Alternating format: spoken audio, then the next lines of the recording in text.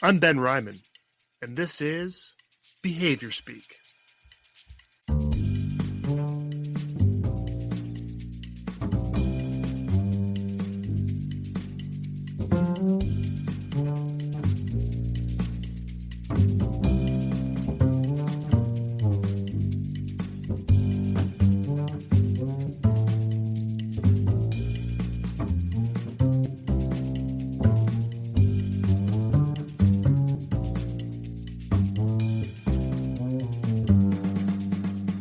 Authenticity architect, connection curated, narrative navigate. These phrases perfectly describe the mission of Dr. Amber Sessoms. Dr. Sessoms is an adult educator and nationally certified school psychologist with a natural inclination to amplify the voices of youth and adults to speak their truth. This conversation was one of the most humbling conversations I've had in a long time, and I hope you enjoy. Welcome to the podcast, Amber. Thanks for having me. I'm excited to be here, Ben. Me too. Stoked. Before I start, I just want to acknowledge I'm producing this podcast in the stolen lands of the Kalami, Kalehus, Homoko, and Comox First Nations. We're one sort of community within the Coast Salish people sharing one language before we came in and separated them into reserves. Grateful to be here. So, Amber, tell me about yourself. Well, my name is Amber Sessoms. I am a school psychologist by training, a master's level school psychologist, and then actually ventured off the path to become an adult educator with my doctorate through Penn State. And I love the marriage of those two things together because I can go to that full, birth to earth spectrum. And it's interesting because both of these fields very much promote a social justice type of framework. I will say in school psychology, we're still working on that. But it gives me that full realm of really thinking about the criticality of how we show up in spaces. I am a mother to 3 amazing Black daughters. One is going to be 21, which I'm still wrapping my head around. A Black husband, and we live in the central PA region, like up the road from Hershey Park, Pennsylvania. If you're familiar with Hershey Park, Hershey Kisses, candy. I will say that they call it Chocolate Town, but we are pretty much about the only chocolate in this town. Not very diverse, racially diverse area. So there's all of those things of how I'm coming into being and knowing myself being in predominantly white spaces and in a region that doesn't really see too many of us. So that's pretty much me and my show. Oh, and I have 2 amazing Australian Labradoodle dogs that I got during COVID because who else didn't get dogs during COVID? We still have them. And they are full of energy and amazing addition to our family. So big family over here. School psychology and then adult educator. What do you mean by adult educator? So adult education is a field. So it's like adult education and lifelong learning. So it's really, if you think about, say like the civil rights movement, the original movement with Rosa Parks, Martin Luther King. If you ever hear of like the Highlander folk school, but I want to say it was like Tennessee or Kentucky. They had a school where they literally taught you how to practice nonviolence, what to do and how to respond. Like they literally, so Rosa Parks, Martin Luther King Jr., they're there with Miles Horton, who was, before adult education became a thing, like they learned the ways in which to do nonviolent protesting so that when it came time to actually do the work, they were ready. So Rosa Parks had already trained for that day where she wasn't going to give up her seat at the Highlander folk school. It was already rehearsed and practiced. The only difference was like she didn't wait until the actual day that she was supposed to. She was like, today is the day. But that's the type of thing when you think about how we as Black individuals had to teach ourselves how to read and write because we were not permitted to do so. That was all out of adult education. So sometimes people think about it as literacy, but it's really about these social movements that take place outside the frameworks of formal education. Yes, formal education is a tool, so the brick and mortar, but also how do we learn and make meaning in our everyday experiences? We're always learning. We just don't always think about our learning or like where we're learning the things that we're learning. So it really gave me that tool to look at how my research was really much looking at informal modes of learning and how we develop a racialized identity as Black women in digital spaces. So that's what I looked at, like that there is no one person that's the holder of knowledge, that we are all learners and educators together, and that there's wisdom within everyone, regardless of age. So it's just a really amazing way that has taught me to see education in a different framework than sit and get open head, insert knowledge type of education that we learn traditionally in K through 12, that I can be more a facilitator and do that engaged pedagogy, that I don't have to be the one that's telling you how to do it and dictating. Like, we can be co-creators of knowledge together. That's a lot.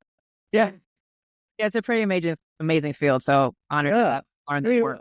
When I think of adult, that's not what I think of when I think of Right. adult education. I think of, I think of sort of two things. One, I just think of, adults in general, anyone over 19 going to college and learning stuff.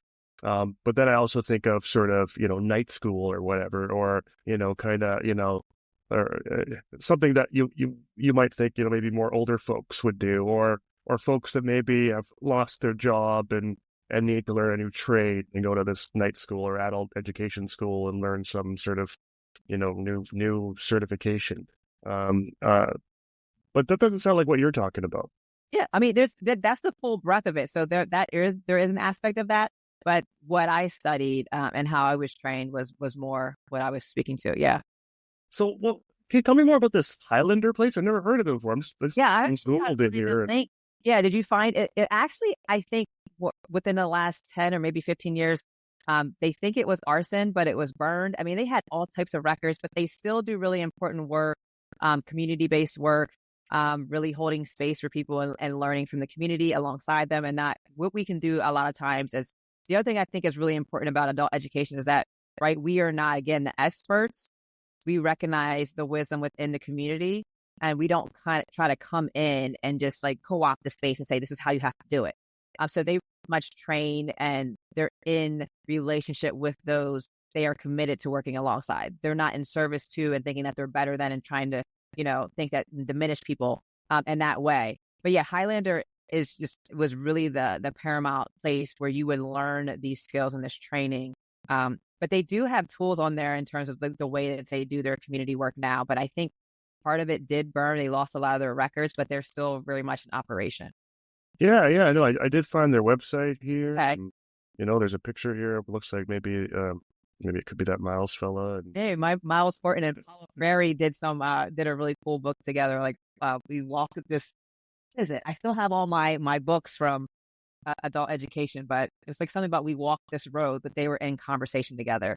Paula Ferry and Bell Hooks is when I was first introduced to was in my adult education program, and my minor in undergrad was African American studies, but I never learned about Bell Hooks until my doctoral program. Can you tell me a little bit about her? I just learned her name a couple days ago, and someone in the behavior analysis field had shared a post about Bell Hooks and how we should be sort of embracing everything she does, and so I don't know much about her. Yeah, well, the one thing when I was first introduced was one of my professors gave me her book, Teaching to Transgress. Yes. What I loved about that book was that she talked about bringing your full and whole self to the educational space. She went into even just every part, sexuality, everything. Like, she didn't leave anything off the table. What people really probably know her for more recently is her All About Love book. So it's a red book, and she really critiques love, gendered notions of love, what we think romanticized love is, but what love actually is. And she gives a really concrete that is, there's an accountability piece to that. There's commitment, there's trust, there's all these ways. And I incorporate a lot of that into my work with community leaders and when we're thinking about creating safe and inclusive spaces, we have to adopt this mindset that she talks about, that we can't be afraid to critique because the critique is in love. Now, she's also someone that did call Beyonce a terrorist. People took offense to that, but I understood what she was saying because she talked a lot about our positionality. And positionality is something we talk a lot about in adult ed. It's like how you show up in spaces. Your body's read as text, right? Before I even say a word, like you see me as a Black woman with lots of piercings, a septum ring, like my head shaved, I got locks. There's a lot going on. And you make an assumption about me before I even open up my mouth. Yeah. And so she talked a lot about hair and how Beyonce shows up in the world and the dye in the hair, the blonde hair, all of these things. she moved through the world as her truest self, right? Not subscribing to those gender norms or subscribing to like the Eurocentric standards of beauty. And that was always just so beautiful to me because she gave you permission to love exactly who you are, the way you were created. And that if you chose to move through life any differently, like the world would not be what it needed to be. But she called us in to be better people. Nice. Just appreciate her work so much. She was brutally honest. And I should have worn my sweatshirt today, but I just basically got a sweatshirt with her on it because she really embodied a lot of what I hope to be in this world and how I can look inward at myself to be better and show up more fully. It's a good sweatshirt too, though. Oh yeah, my feminist sweatshirt. I got this from Uncle Bobby's bookstore in I forget but it's like in Philadelphia. It's Mark Hill's bookstore that he opened up as part of being within the community. But he's a commentator. Why is that name familiar? Yeah, he was on. I think he might now have his own show on BET, but he was on like one of those major networks. But he is from that area, and he opened up a local bookstore. So he has. Local people come in, like he just had Tarana Burke and like Eddie Glaude and Brittany Cooper and dialogue. And, who I love is like co-author Riley just did her book release there. So he has a lot of amazing people that come in and have like just really thought-provoking conversations that I absolutely love. Really cool. Really cool. All right. So I think just a quick sort of tangent question that's been in my head every time I have a school psychologist on, and I forget to ask this question. And you just mentioned you're a master's level school psychologist. Can you just tell me what the ed.s means?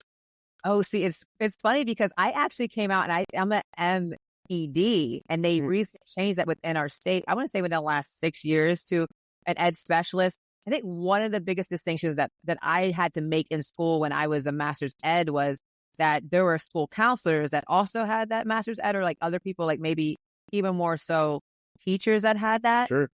But it was a 30 credit, right? But ours is 64 credit. Wow. So it is really long. So you have to do like your 2 years of class, and I might be getting, because I'm thinking, but you also have to do another year-long internship. So that you're already entering your internship with a master's.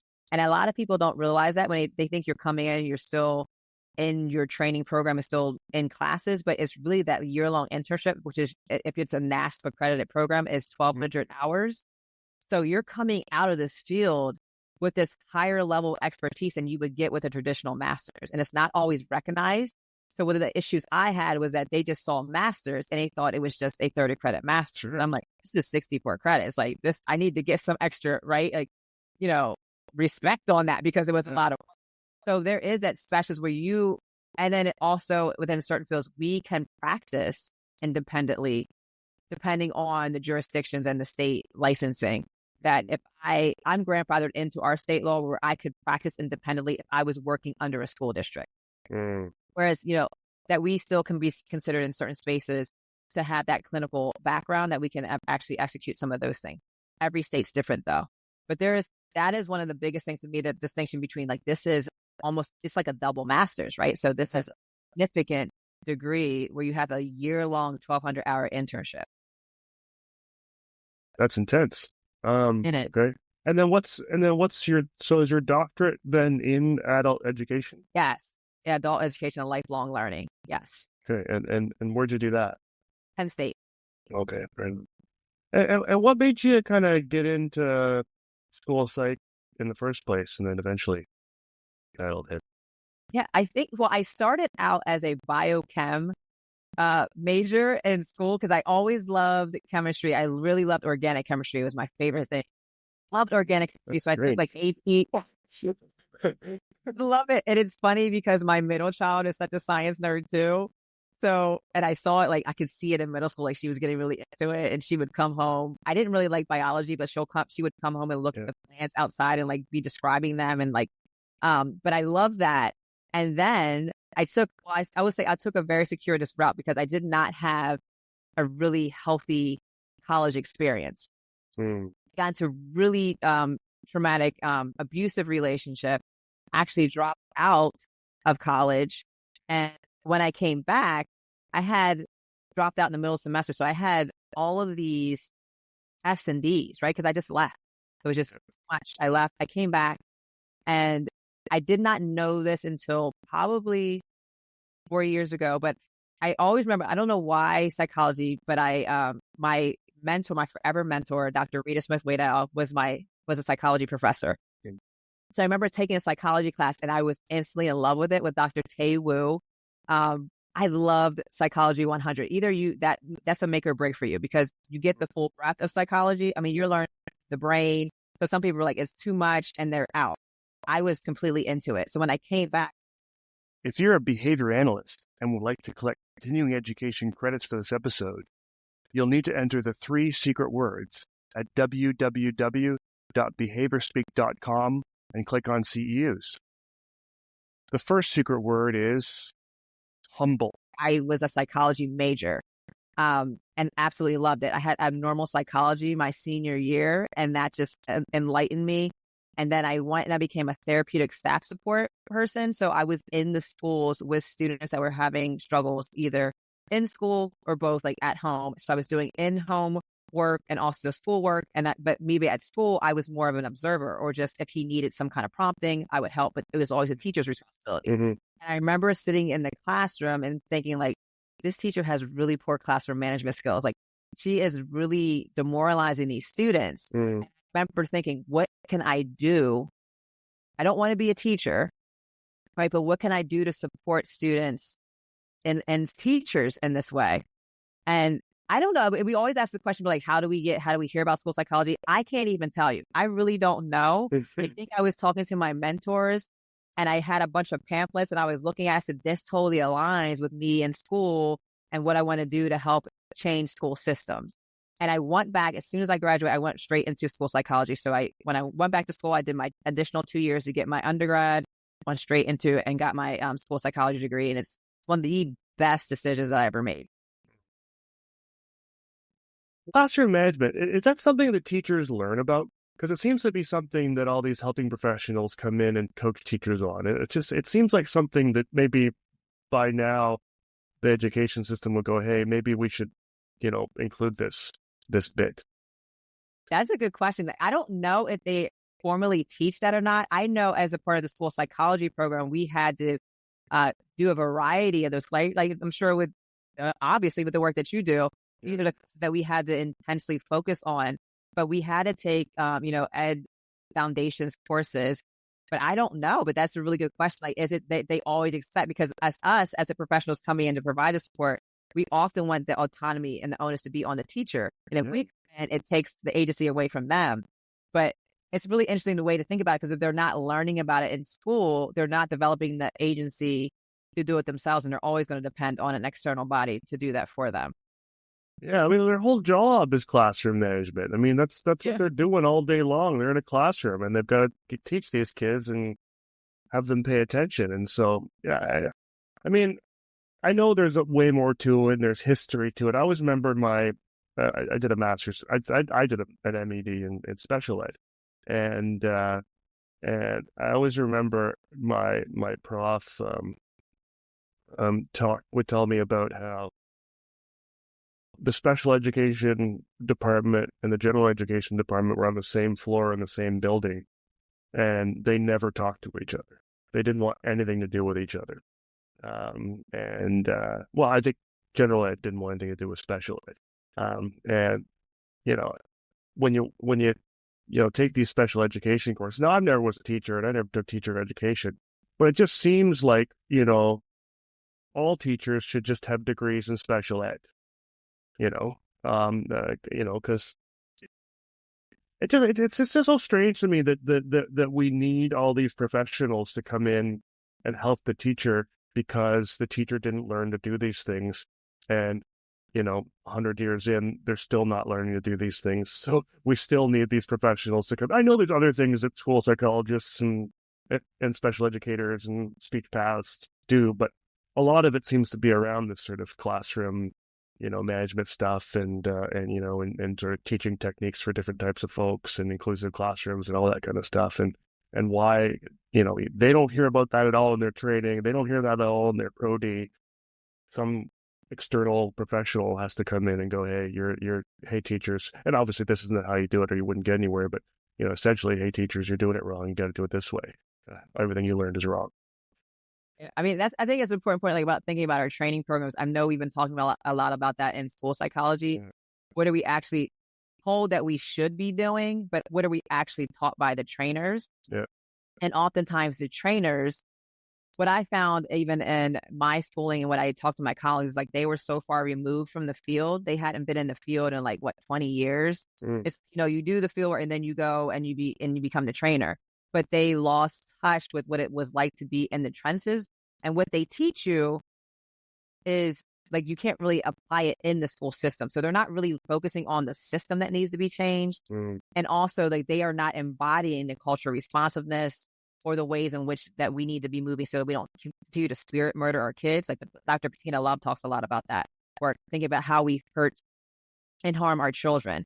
And that part of it is missing and right now under attack, right? When you're thinking about DEI and all these things being under attack, that we are not doing that level of work. So to your point about yes, special ed and they should be teaching them those ways, because special education can be the way that it's framed, right, is that we're being intentional about how we're looking at kids individually and what they need. Mm-hmm. General education is we're going to give everyone the same thing, right? And it's just that mindset has been how we have adopted and done education for forever, and it's not working. Yeah. But we keep doing it the same way.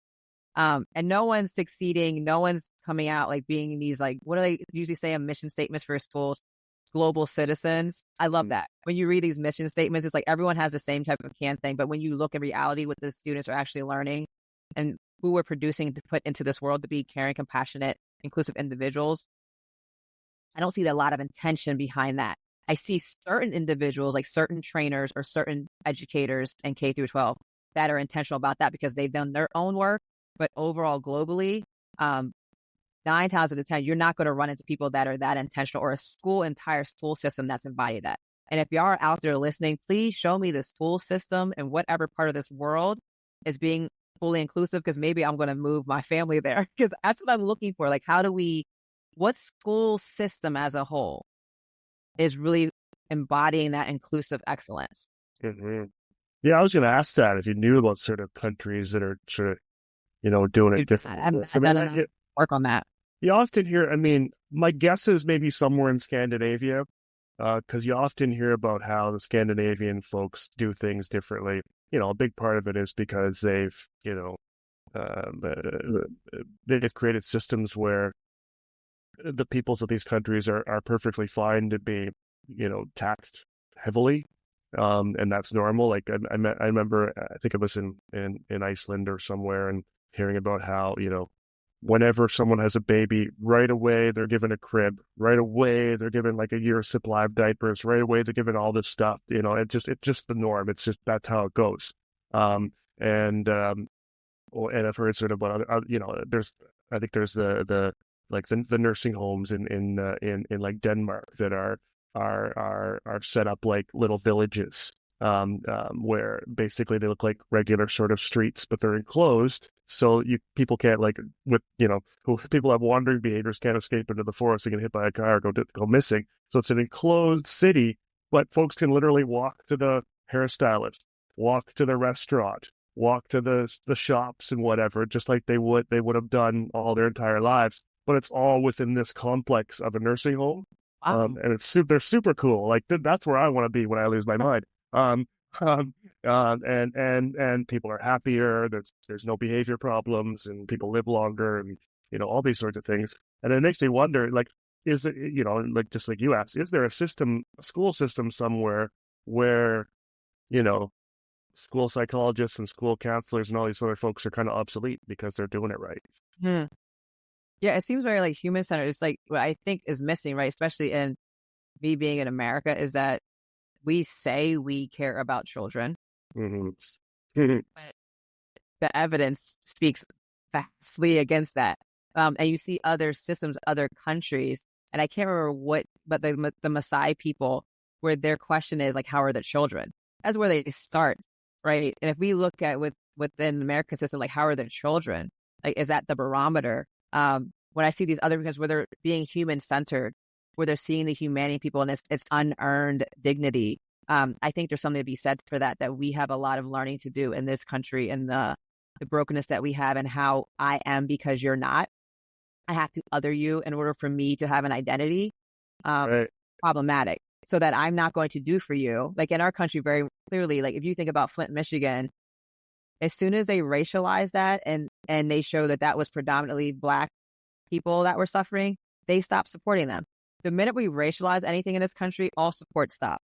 And I don't know enough of like the data on it, but I think about with the COVID-19, when it was really at its height, when they started racializing that and showing that who was dying, there was a shift. And I've always just been keenly aware that when we racialize certain data points, how we will withdraw support as a nation, as a people, is really problematic to me, because we can say, well, that's not my issue, that's their issue. We don't say that we're all interconnected.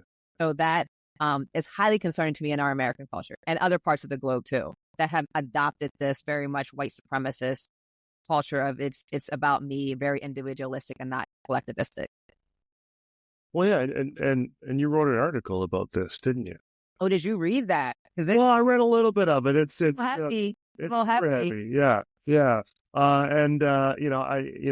If I should have kept reading, because then I would have realized it eventually leads to some of the stuff we're going to talk about today related to 3D power tools and stuff. And so, tell me a little bit about this article. Well, I will say credit to my chair, my dissertation, Dr. Robin Redmond Wright, who challenged me to write this. And I was like, absolutely not. I was so angry. And she approaches me. She's like, we're editing a journal for, I'm trying to think of the journal article, but it's adult education journal. So New Directions in Adult Education. They were writing a special edition about COVID, the effects of the dual pandemic of COVID-19 and white supremacy. And she's like, you write at that time it was a chapter, but it turned to an article on white fragility. And I said, no way. Why'd you say that? Because I was like, one, I struggle with the concept of white fragility. I get it, right? Shout out to Robin DiAngelo for making it make sense to her white counterparts, but it's highly problematic to me that we focus on the fragility of whiteness when I don't see it as that. I see it as what I said to her. I said, I will write about white rage, because what we do in this society, and I'll speak just for American society, is that we have been conditioned, regardless of your background, regardless of what you look like, to center.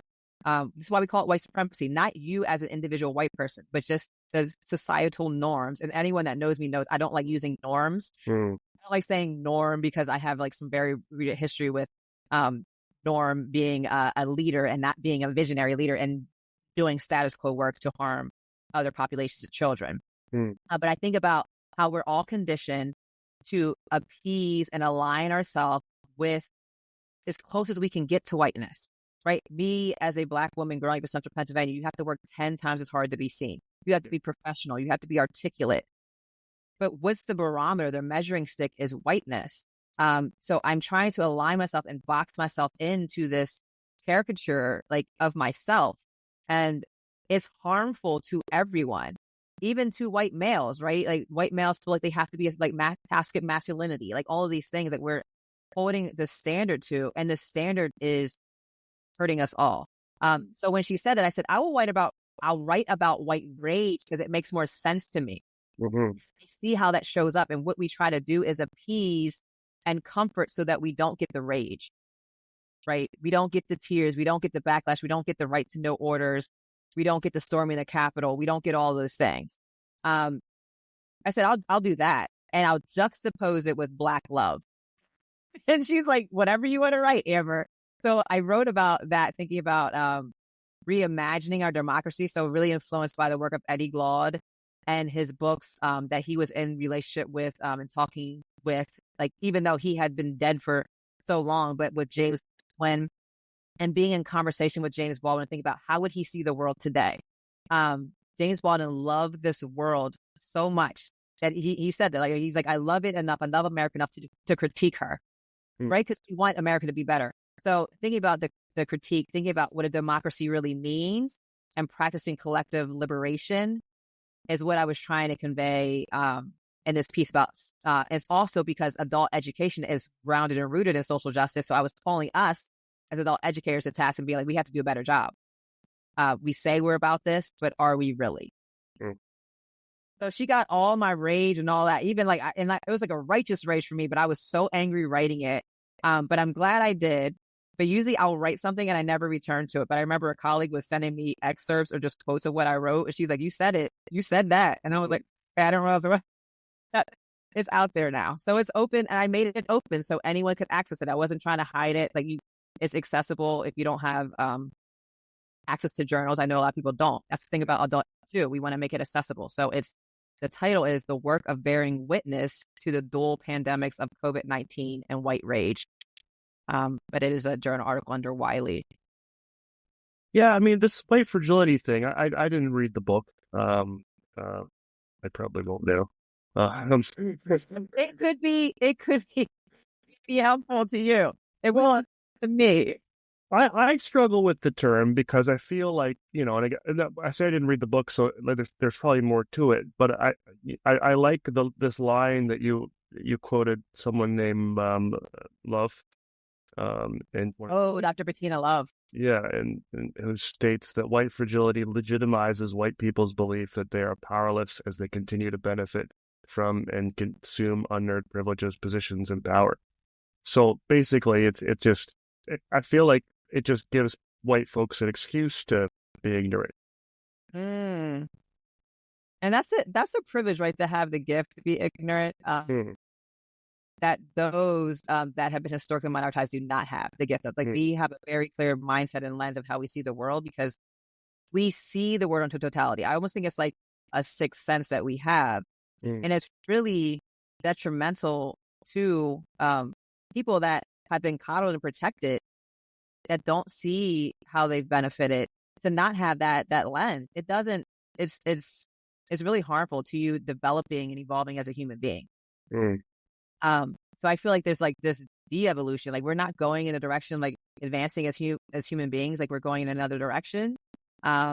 And that's really scary to me as raising like 3 Black daughters in this world where I had to deal with the intersections of being Black and being a woman, in a world that is constantly trying to find ways to take back things that are unearned and that are just human rights issues. It's really scary. But at the same time, I'm so hopeful to this generation coming up that they don't buy into the myths and the lies that the society has told us about where we belong or the way this world needs to work or how we need to show up. They're like, let's blow it all up and let's start over. Like, they're just like, it doesn't make any sense. Like, even to working 30 years at a job or 35 or 40 years at a job to get a pension. They are just thinking about the world differently and questioning it in a way that we dare not question. And I'm so grateful to those that are questioning and critiquing the way we have normalized our society, because it's not normal. It's not okay. So then what I think I got an idea what white fragility is, and I think it's like I said, I think it's an excuse, because I think it's I know for me, when I can't remember if I told you kind of how I got to doing this podcast and doing this work, but for me, when I first sort of woke up, as it were, the very first thing I started to do was start feeling this whole load of guilt for basically all the things I have done, all the things I haven't done, all the things I've done to be kind of complicit in everything that's going on in the world, but also realizing that everyone else is the same, but and then started to sort of trying to do better, and as I tried to do better, I would make mistakes.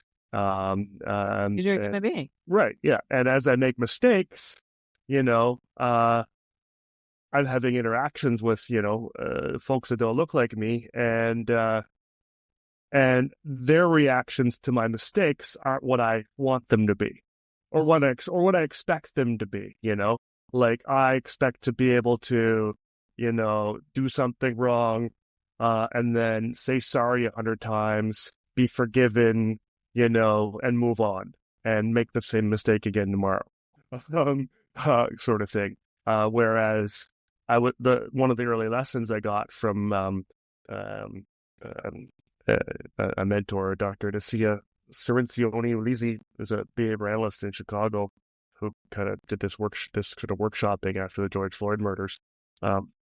She taught me all about discomfort.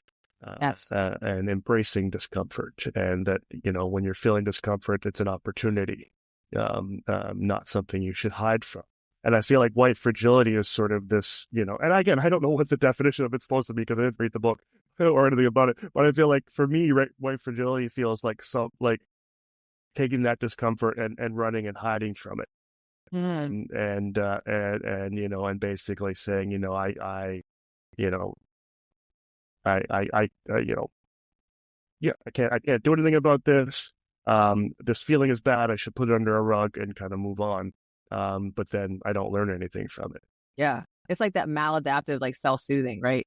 Yeah. And we see in our society, it's like drinking, drugs, like, just escape type of numbing behavior, because certain bodies of people are used to being comforted and coddled.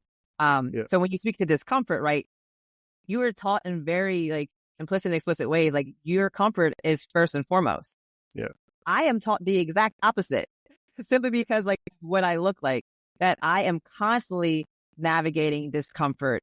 And also the pull when I see a white counterpart being in the discomfort to not go over and protect or coddle and them. And it's like this dance that I do. And I've gotten to the point, like I had this very recently happen. It was an official, and she had to be challenged on something because she was there doing work for students after a racial incident in my local school. And the students felt very unsupported and unsafe, the Black students in particular. And students that were LGBTQ felt very harmed by certain people in the room. And she gets up there, and I'll give her credit. She announced it, and she said, like, I didn't want this to happen, but she starts crying. And I'm like, anytime I see these tears, I'm always like, why are you crying? She turns to me and looks at me like, and wipes a fake tear away. Oh no. And I had a moment where I was like, oh, she wants me to come over and be like, it's okay. Yeah. And I said, no. Like in that moment, I was like, I am not doing that. That's what she wants. And like, you are a grown woman, and it's not about you. It's about these kids that were harmed. Yeah. But that's how, like, and I think, like, to me, it's also like this game. And when we have, like, especially, I'll say this and I'll name this, I'll take the hit for it. But like, you can see this, I do this in my work, and I talk about, I don't ever really name white fragility, but I talk about like this idea of like this damsel in distress. Yeah. Right. You think about like, what is it? Not Brave New World. I'm trying to think of the movie that came out where we had like the Black man was like, it was like the gorilla, but like we knew like the Black person was the gorilla, and the white woman screaming. And it's like the first like, motion picture film. And she goes up to the top and she falls to her demise. And white women in particular have been used to being like, think about Emmett Till and finding out that she lied about what actually happened. But we always have to come to the aid of white women. Conversely, as a Black woman, I got to be strong and wear the Superwoman cape, right? I can never show weakness. And what has that done to me as a Black woman, that I have to be strong?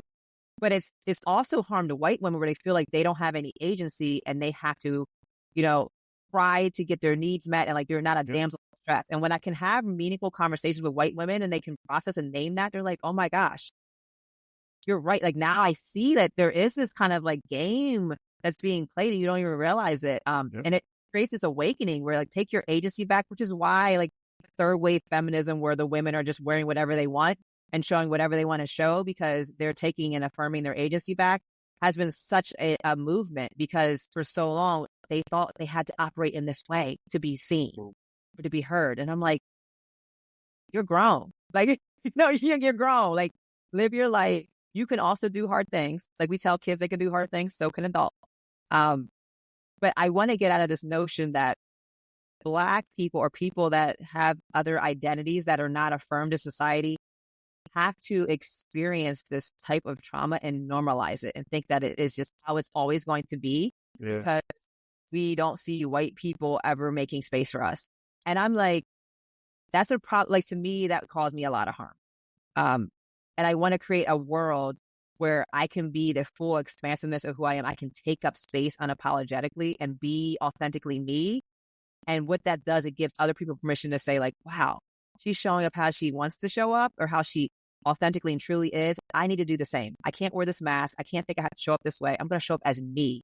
And the more that we can do that as people in society, that's the healing work that we can do collectively, individually and collectively, that I'm trying to do my piece of that into this world. You mentioned you live in an area where it's 1.8% Black. The school district. Oh, yeah. Why? And that was the choice, right? Like, Bet, this is, okay, we're going to unpack my how I normalize racial trauma. I grew up in Middletown, Pennsylvania. Mm. Might be familiar with that if you watch the documentary 3 Mile. I forget what the documentary's title is on Netflix, but it's about 3 Mile Island, which is a nuclear power plant. Yeah, I've heard of that. In Middletown. You probably heard of it because it almost exploded in Philadelphia. So that is the town I'm from. Okay. If you watch the documentary, literally everyone Black in the film is my relative. I'm not even exaggerating. All right. My uncle Bob is the mayor. You know, you can see my uncle Ralph. He was one of the worst person that worked at the plant. My cousin Lenny's across the screen with my cousin Jake. She's pregnant with him, going to safety. Like literally everyone in the film is. I can't wait. But it's really interesting. Like that's how I grew up in an area that was predominantly white. When I was in school, it was pretty much me and Emmanuel Gabriel Michael that graduated high school. I had a cousin identified as biracial. We weren't really seen. What I learned about Black people in school was that we were descendants of slaves, right? That's all I learned.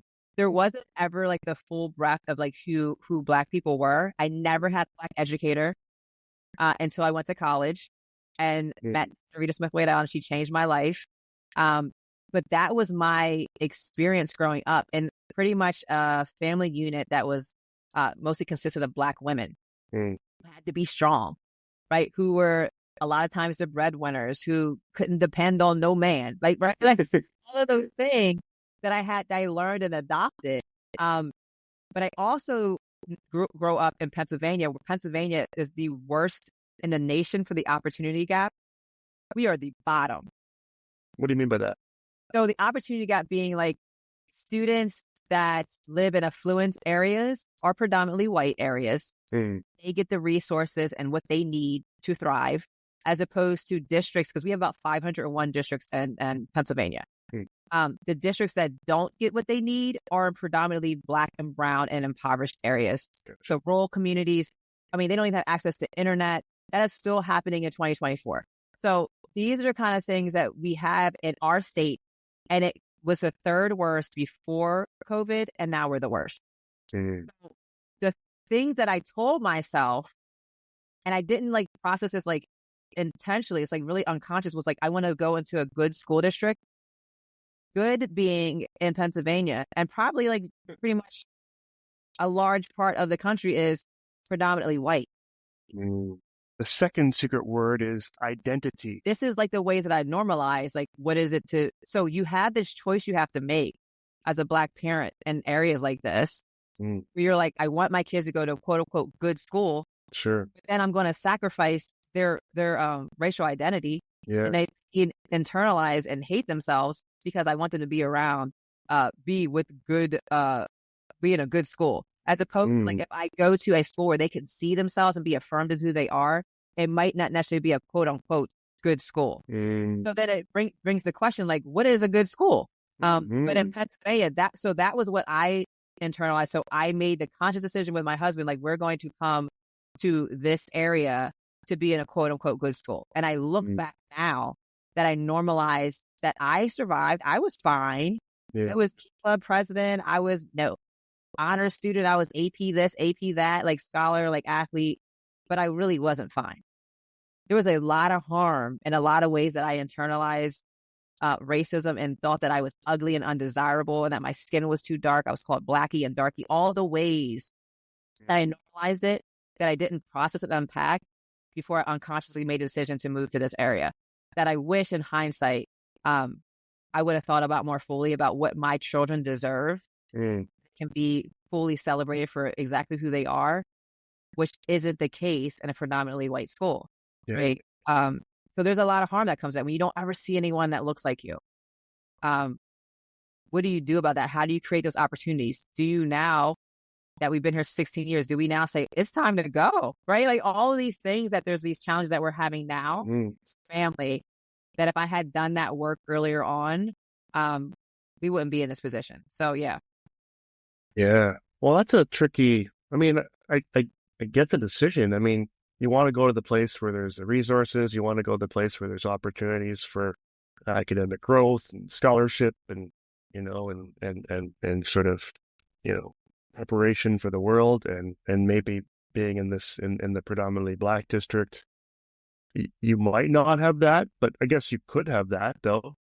Yeah, I mean, there's plenty of amazing and beautiful scholars that come out of predominantly Black spaces.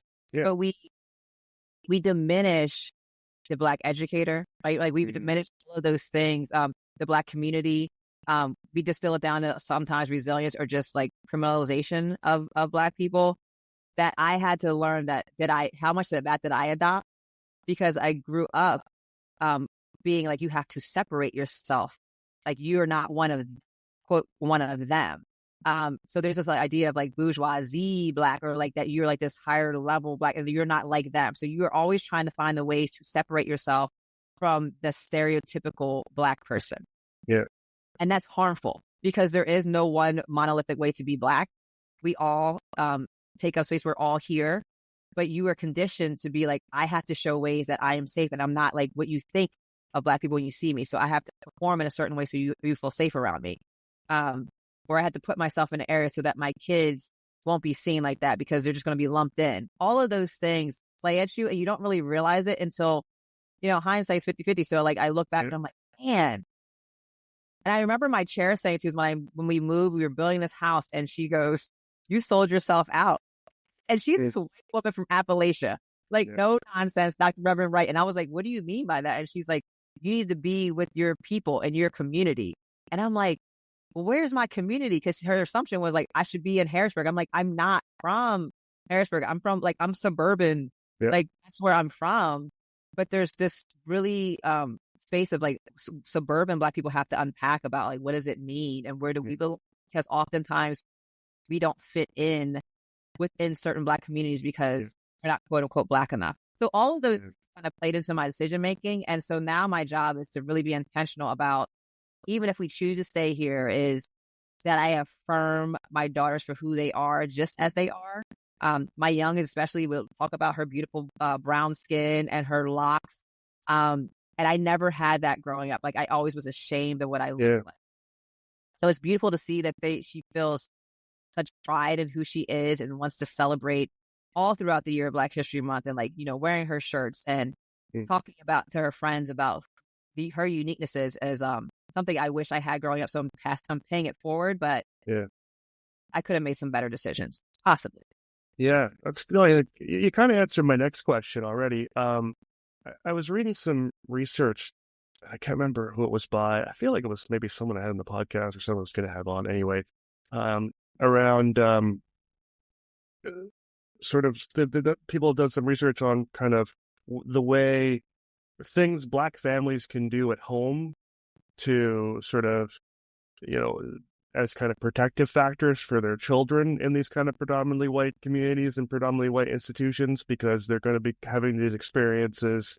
They're not going to know what to do. They're not going to have anyone at the school to talk to. So sort of creating this kind of safe space in the home, having these sort of intentional conversations about, the stuff they're experiencing so that they can let it out and, and have those feelings.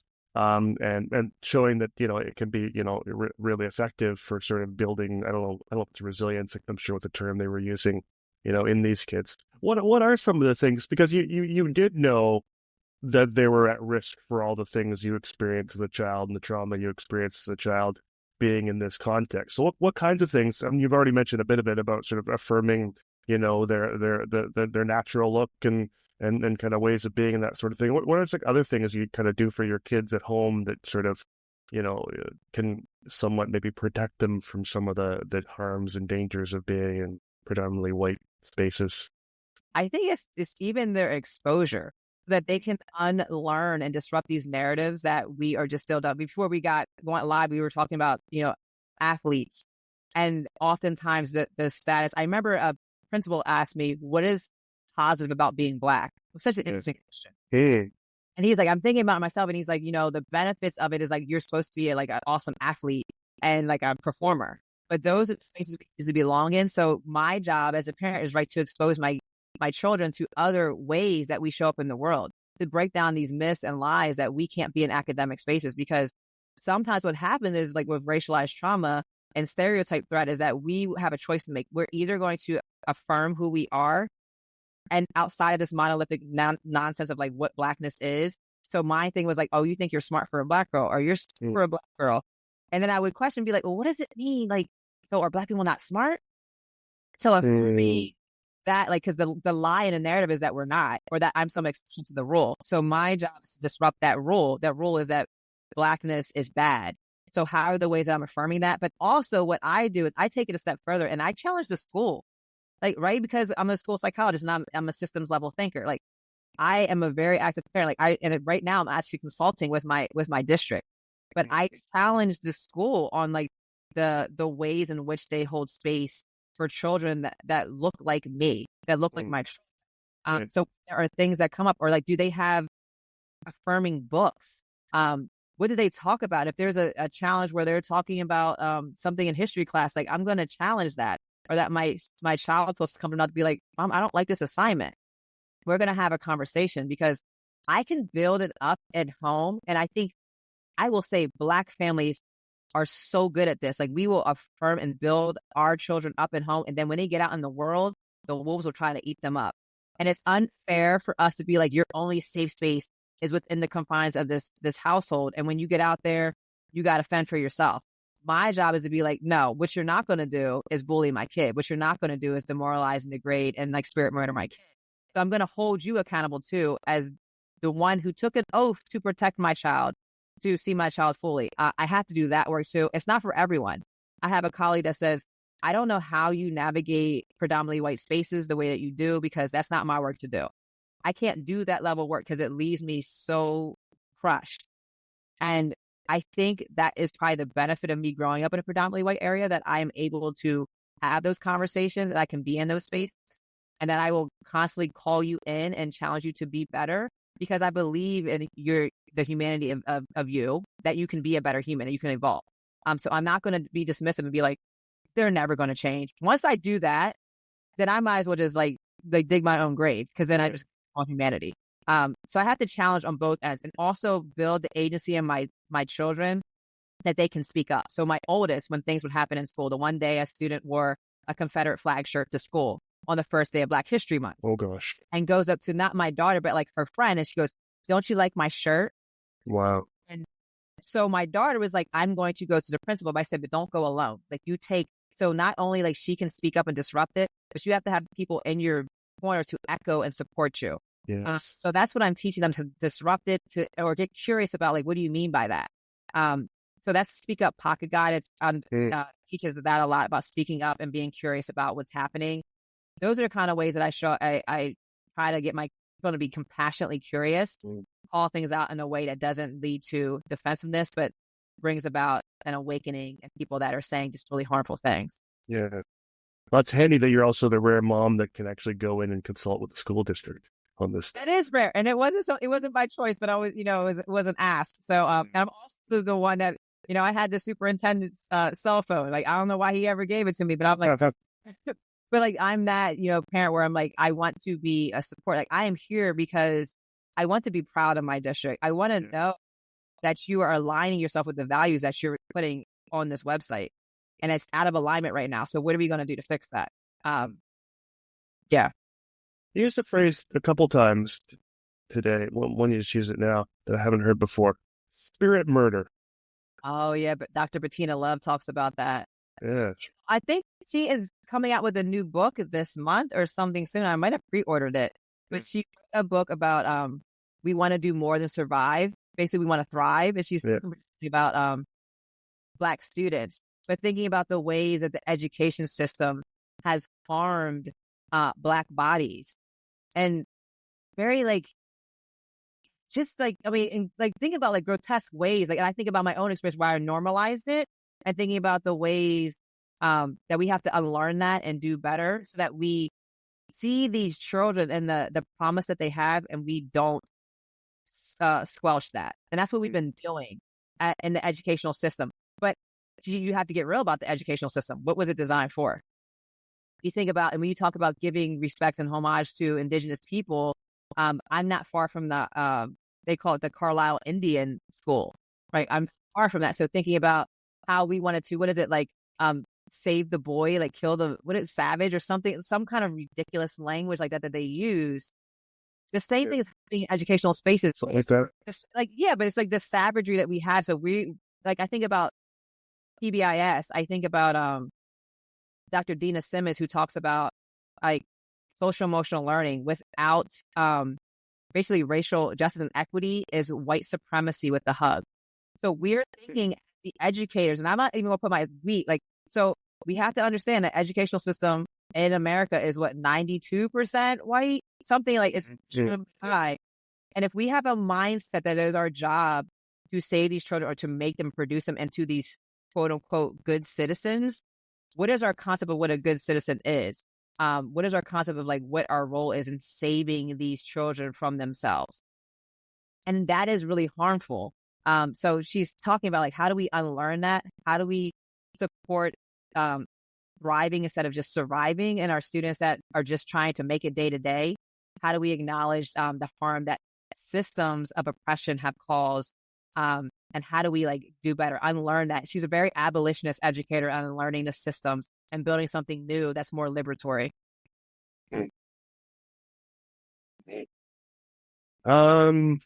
Okay, so this article, eventually it gets to maybe some ideas on how to do things different and this kind of framework that you come up. Can you tell me a little bit about that? And yeah. It's interesting because I have a colleague, you had her on your show, Dr. Nicole Helen Sims. But it's interesting because like we're kind of in similar spaces and doing this work. And oftentimes what comes up is, particularly from white people, it's tell me what to do. Give me a framework. Yeah. And I've always been like super resistant. I was like, why is like, this is not textbook. It's kind of like people will distill down to just be a better human. Yeah. People want a framework. They want to know the rationale and the reason why. And in all of my studying, through my doc program and just like being a school psychologist and all of this, I really started to think about what would that framework look like to no longer dehumanize people, to be more evolved in our humanity. And I came up with the 3D power tools. And it's really about like, when I think about power, it's the power of devaluation, the power of disruption, and the power of divestment. So when I think about devaluation, we start there. So history is always really important. So we start from this idea of, and I pose questions along the way, but part of the questioning is, where are we in alignment and out of alignment with our values? So individual, our values, because my research delved into really looking at the individual informing the collective. So where we are getting our collective identity is a lot of times from our society. So for America, because I'm American, is like, what's America's state of values? And are we really in alignment or out of alignment with that? Like, if you look at America, like, we're really out of alignment, right? With what we say a democracy is. So where are we in alignment? Where are we out of alignment? So we have to go back to the history and look at that. And how does that inform how I see myself in relationship to other people? So who do I other? Who is other than my other? Do I other people? What does that look like? And then I kind of go through these exercises with my clients about how we unpack that and how we make meaning for ourselves. So it could be like exploring your identity, what you believed your identity was, like think about intersectionality. And I know that's like a taboo word. If you think about critical race theory, can't talk about that. But intersectionality is such an important concept from like Dr. Kimberly Crenshaw, who was one of the founders of critical race theory. And it really helps to inform my work about like what we believe that invisible measuring stick is. And if I have multiple intersecting identities, it's going to be a collision that I might not fully recover from. So thinking about the intensity of that collision, if I have multiple ways that the world has devalued me, as opposed to like if I have a lot of privilege, and I don't do the oppression Olympics, right? I, as a Black woman, can say, oh my gosh, I have 2 strikes, right? I'm Black. I'm female, but I also have an awful lot of privilege with my where I live, like with my status, with my education, all of that. So I still have blind spots. And I acknowledge that. Even something is not simple, but something which is always taken for granted, fertility. I remember one time in a session, I acknowledged that and said, I've been able to have 3 children naturally. No problem.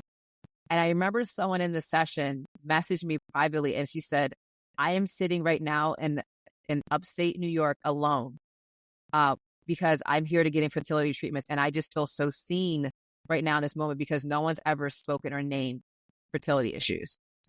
What it did was it led her to then advocate for better rights for her in her employment area, which was so, and that's what I'm trying to ignite this thing, like within my sphere of influence, what can I do? If I can help someone to name, man, I didn't even realize like how harmful that was, right? You had this awakening, you're like, it's really crappy. And I've normalized that. Yeah. It's the work and unlearning and think about the valuation that we believe it and think it's normal to say certain people don't belong or certain people should be, treated poorly. And how do we unlearn that? And then moving through like disrupting that. So if I were more in alignment with what my values were, so you do values work, your core values, what would it look like for me? So getting curious about some of that work and learning how to center voices that historically aren't centered. Again, like we talked about that earlier with like white supremacy, like we're centering whiteness, we're centering the norm, we're centering, how do I decenter myself and center someone's voice that hasn't been heard and look at that as wisdom, not as complaining, but wisdom to move forward. And then that divestment part is like the freedom dream. I think Dr. Bettina Love talks about freedom dreaming too. And you think about like Afrofuturism and like thinking about my ancestors. The reason we're all here is because our ancestors survived. Yeah. Unmentionable things that we will never even know. So if that lives inside of me, that ingenuity, particularly as a Black person that comes from the African diaspora, where my family was enslaved, that they had enough knowing about their humanity enough to not believe that they were less than and not believe that they were animals. And if that lived inside of them in the most brutal ways imaginable, who dare I not dream another dream? So who dare I not say like, and giving permission for others to do the same. So that's the work that I do and thinking about like in a world that we aren't boxed in by systems, because systems leave us with no freedom in dreaming about anything else. We think, well, within the system, we can do this, but I can't do that because, X, Y, and Z has to take place. Slow the system up and think about what would it look like without these constraints. And that's when you see people coming alive and start thinking about things they maybe have never considered because they were too afraid to, or box themselves into thinking in a certain way. So get out of the systems level where you're like, it can only happen like this. What would it look like to be fully human?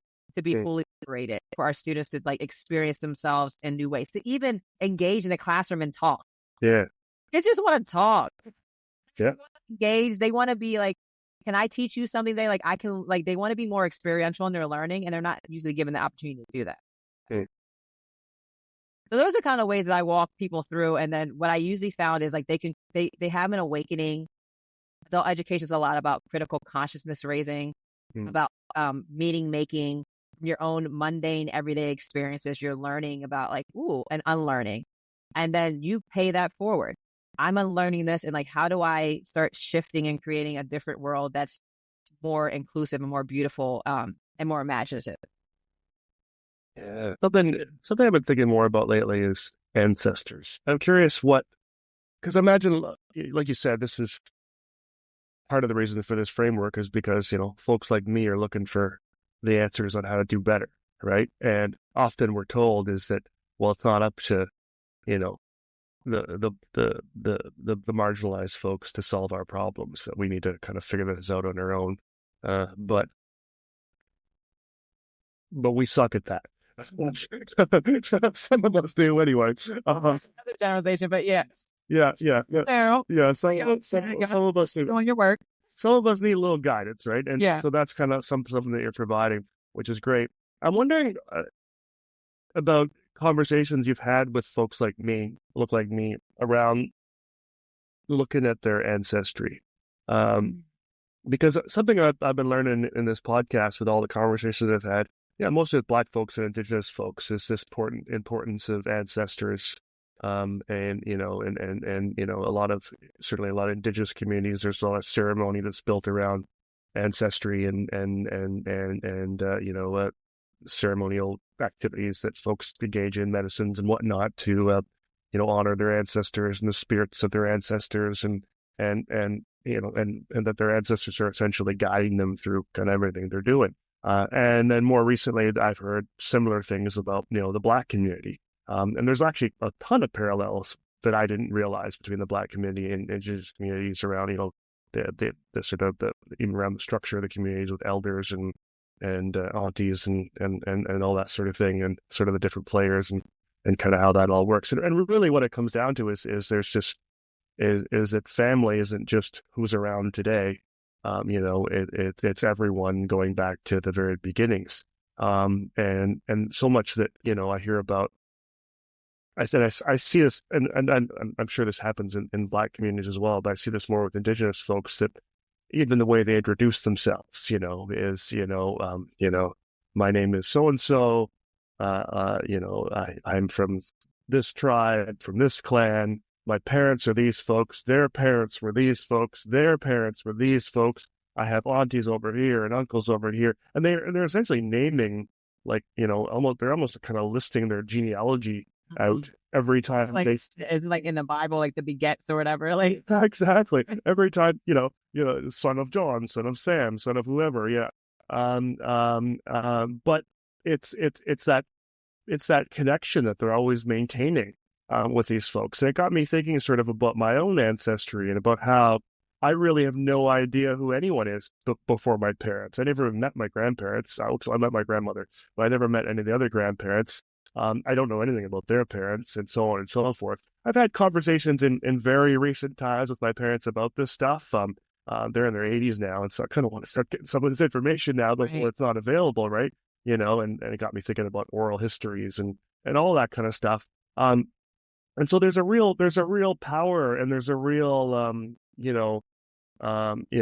sense of community even when you're alone, when you kind of connect back with your ancestors, and it can be really uplifting and really, I feel like it should be, a new kind of mental health therapy for folks like me, to kind of, folks that are feeling lonely and lost, that there's so much that led to you. And you talked about sort of, the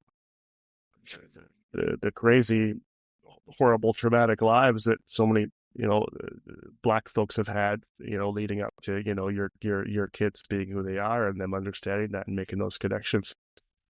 I'm curious if you had other conversations with sort of white folks, kind of, on that and what that's been like. Well, the conversation I would have, two things came to mind when you said that. There's, if you ever read Russ Manicum's book, he wrote a book called My Grandmother's Hands. So he's a trauma-based therapist, and he talks about white body trauma, Black body trauma, and police body trauma. And he has an activity in there that he asked you to go into a quiet space and invite back one of your ancestors, but you don't know who's going to come back to you, and you're supposed to just be in your body, because he's a very much somatic therapist. So feel in your body, what do you feel when an ancestor comes back? And I remember the Commonwealth Library was like, we're going to read this book. And I was like, I don't know if you want to start with that book. That book is heavy. But what that taught me was that activity, right? We don't know what he's talking about, is the lineage of trauma that is in our bodies. We don't know what's going to come back. So yes, I can say my ancestors and all that they overcame. There's also a lot of DNA that's been passed down like that to overcome that trauma. So that's one thing. And what I find when I had conversations with white people, particularly one conversation was, it's not my fault that my ancestors owned slaves. They'll say that it's not my fault. Because that was the time period. Mm-hmm. I'll say, yes, it was the time period, but what about the white abolitionists, right? That are everywhere. We know, even in being a central PA region, we think about Thaddeus Stevens, they built a whole school. There's communities that are named after white abolitionists. We know that they existed. The narrative has been to try to minimize and silence that, so that you don't think that is important work, that you can believe the narrative, well, it wasn't my fault, that was this time period. But what about the ancestors or the people that did not buy into that myth and that lie? And so part of that work, I think, is there's a reclamation that has to happen with this ancestry part, where it's like, I have to reclaim, like, yes, if there was trauma, if there was pain, if my family was the source of that pain, potentially, but if you don't even know, but part of your existence is probably that shame of thinking like maybe they were. And how do I sit with that? And what does that do to my body? Where do I feel that? And how do I let go of that constriction and that shame and that guilt to move beyond that, to forgive them for maybe being who they were? And how do I then become, Alex L. talks about this, being the matriarch of her family's healing, being the patriarch of your family. How do you change that to bring about a more of a healing narrative?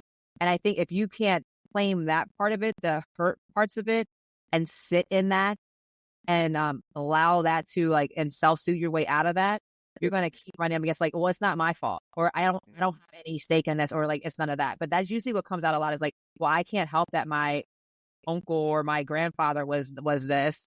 You can't, but you also have to understand, like, that's a cop out. There were other white people that chose to say no, that is wrong. Yeah. So you have to sit with that, and forgive yourself, forgive your ancestor, to move forward. But I feel like so Russ Momenicum talks about that white body, the trauma that has been in the white body for centuries. And he talks about that coming from Europe.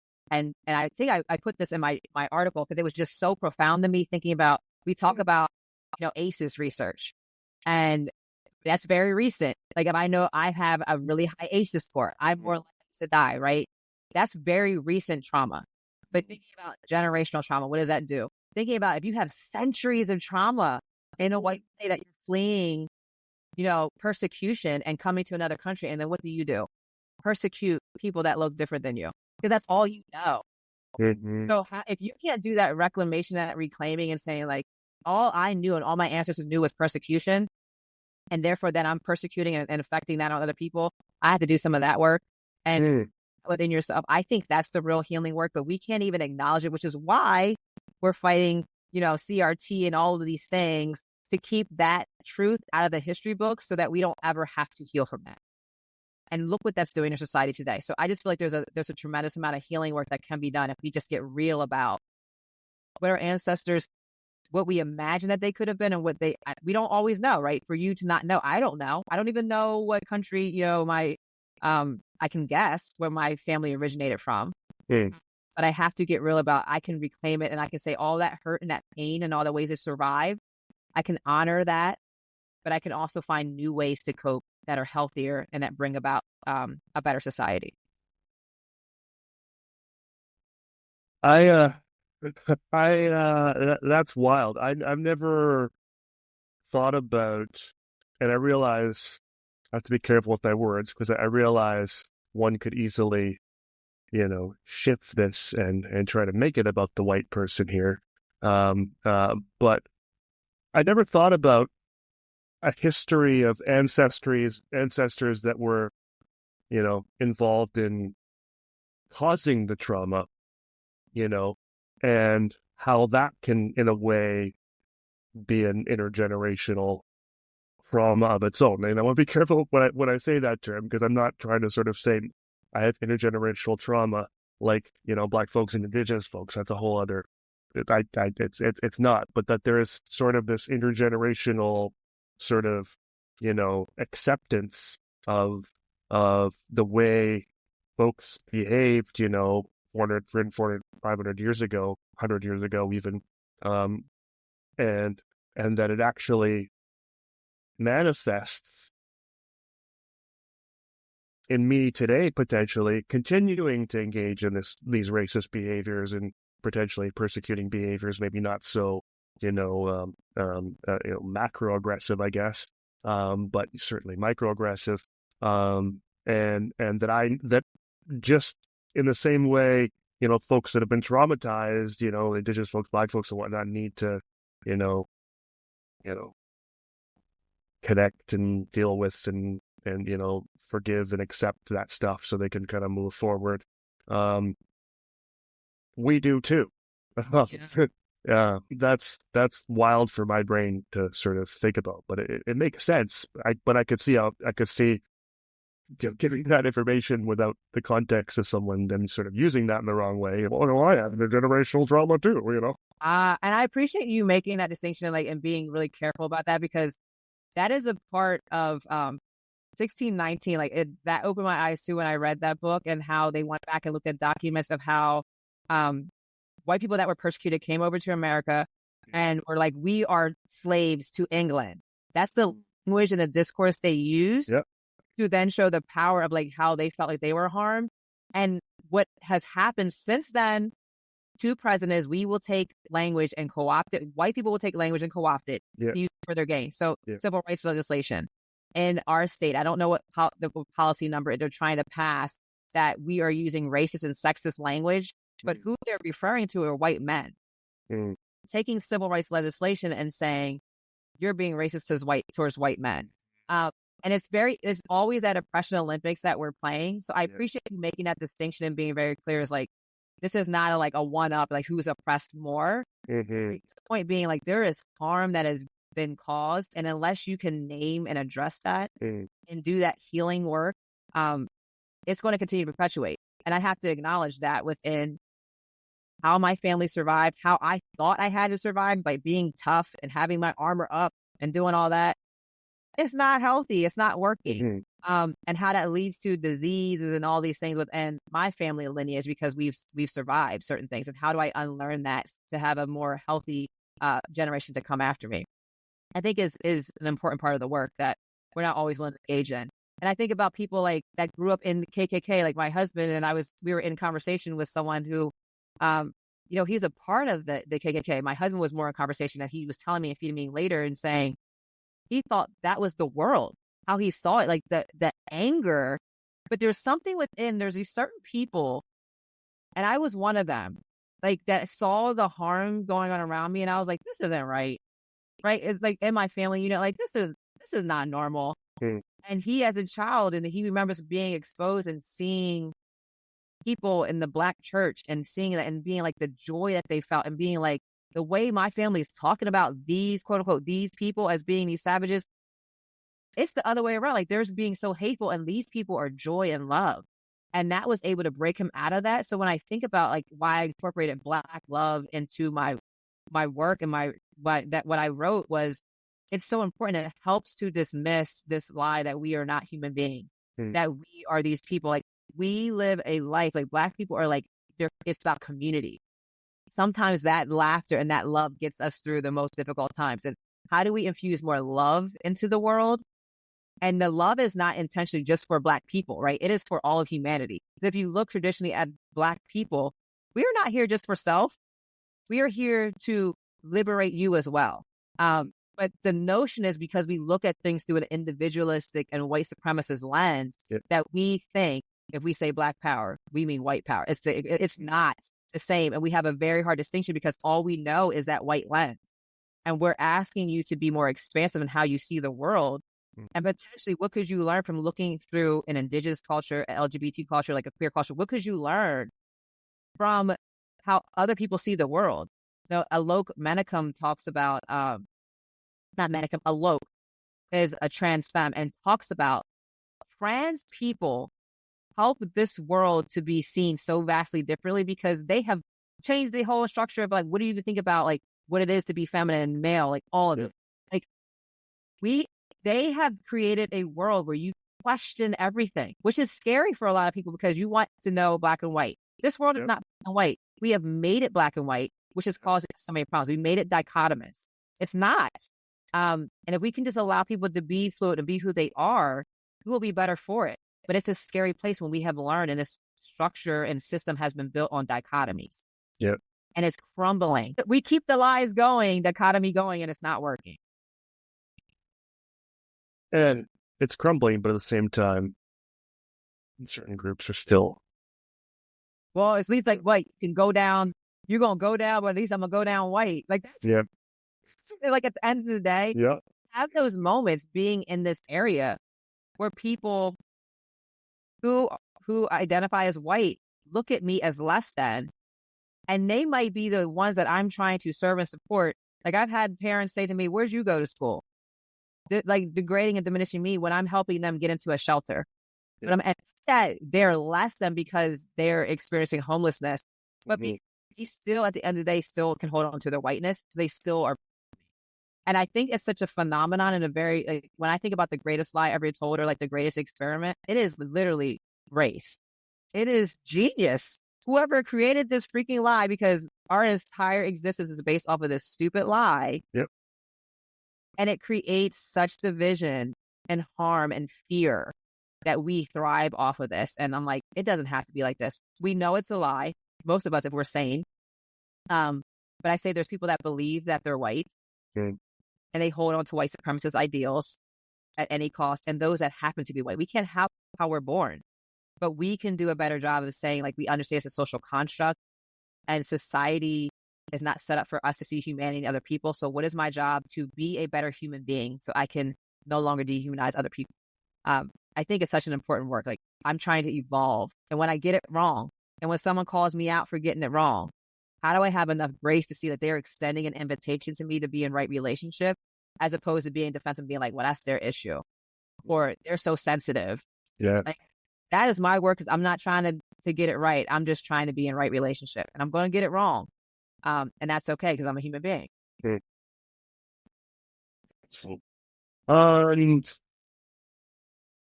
The third secret word is authentic. This was an awesome conversation. I really appreciate you coming on the podcast. Well, yeah, Ben, I appreciate being in conversation with people who are trying to be expansive in their knowledge, and come humbly, and are always wanting to be learners. So, but also apply it. So I think that's what's unique about maybe some of the work that you're doing is, like, I feel like we enter this stage where people are like, white people in particular, about, I'm just here learning. But the application of it is what we need, right? The application. I appreciate that you are applying the knowledge. You're not just sitting and learning, and sitting still and sitting on your hands. You're actually applying it. So appreciate that work. Yeah, right on. Cool. Well, thanks again for coming on. Yeah, thanks for having me. There are a few episodes that this conversation reminded me of that you will find equally inspiring. Episode 114, Equity, Belonging, and Inclusion, with Dr. Nicole Holland Sims. Episode 75, Cultivating Black Excellence and Intelligence in School Psychology, with Dr. Celeste Malone. And episode 67, Humility, Compassion, and Reflection, with Dr. Nasia Cirencioni-Ulizi and Dr. Jonathan Tarbox. If you enjoyed this episode, please consider leaving a review on Apple Podcasts, Spotify, or wherever you get your podcasts. And please follow us on Instagram @BehaviorSpeak.